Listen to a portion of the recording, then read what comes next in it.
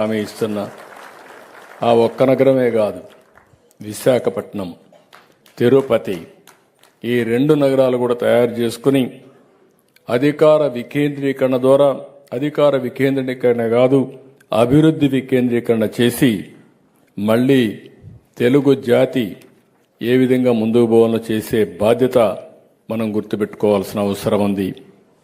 ఓసారి స్ఫూర్తి ముఖ్యం. నేను ఎన్నోసార్లు చెప్తున్నా మీ అందరికీ, ఆంధ్రప్రదేశ్ రాష్ట్రం కోసం ఆ రోజు హైదరాబాద్ నిర్మాణం చేశాం, నాలెడ్జ్ ఎకానమీకి చిరునామాగా చేశాం. దానివల్ల సర్వీస్ సెక్టర్ విపరీతంగా పెరిగింది. ఇప్పుడు కొత్తగా మన రాష్ట్రంలో మీరు చూస్తే మళ్ళీ దాన్ని నెక్స్ట్ లెవెల్ తీసుకుపోవడానికి వర్కౌట్ చేస్తున్నాం. నిన్న మొన్న మీరు ఆర్బీఐ రిపోర్ట్ కూడా చూసుంటారు. దేశంలోనే ఎక్కువగా పండ్లు పండించే రాష్ట్రం ఆంధ్రప్రదేశ్ రాష్ట్రం, ఎక్కువ చేపలు ఉత్పత్తి చేసే రాష్ట్రం కూడా ఆంధ్రప్రదేశ్ రాష్ట్రం. అంటే నేను ఏదైతే వాణిజ్య పంటలకు ప్రాధాన్యత ఇవ్వాలన్నానో, ప్రపంచం మొత్తం ఆహారపు అలవాట్లు మారాయి.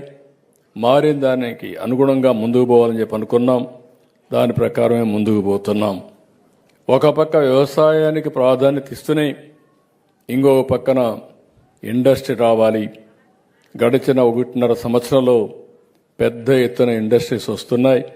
21 లక్షల కోట్ల రూపాయలు పెట్టుబడులు సాధించిన ఏకైక రాష్ట్రం ఆంధ్రప్రదేశ్ రాష్ట్రం 18 నెలల్లో. ఇది కూడా వస్తే, ఇంకా ఇన్వెస్ట్మెంట్ ఎక్కువ వస్తే, తర్వాత సర్వీస్ సెక్టర్ కూడా మనం ముందుకు తీసుకుపోవాల్సిన అవసరం ఉంది. మనం ఏమాత్రం ఆలస్యం చేయడానికి వీలు లేదు. మొన్నటి వరకు ఈ రాష్ట్రంలో చూశారు 3 రాజధానులు. అదే మహాకుట్ర. ఒక మాటలో చెప్పాలంటే 3 రాజధానులు మాట్లాడి అసలు రాజధాని ఏదో లేకుండా చేసి మనం ప్రపంచం అంతా కూడా అపహాస్యమయ్యే పరిస్థితికి వచ్చాం. కనీసం మీరు రాజధాని పేరు చెప్పలేకపోతున్నారని.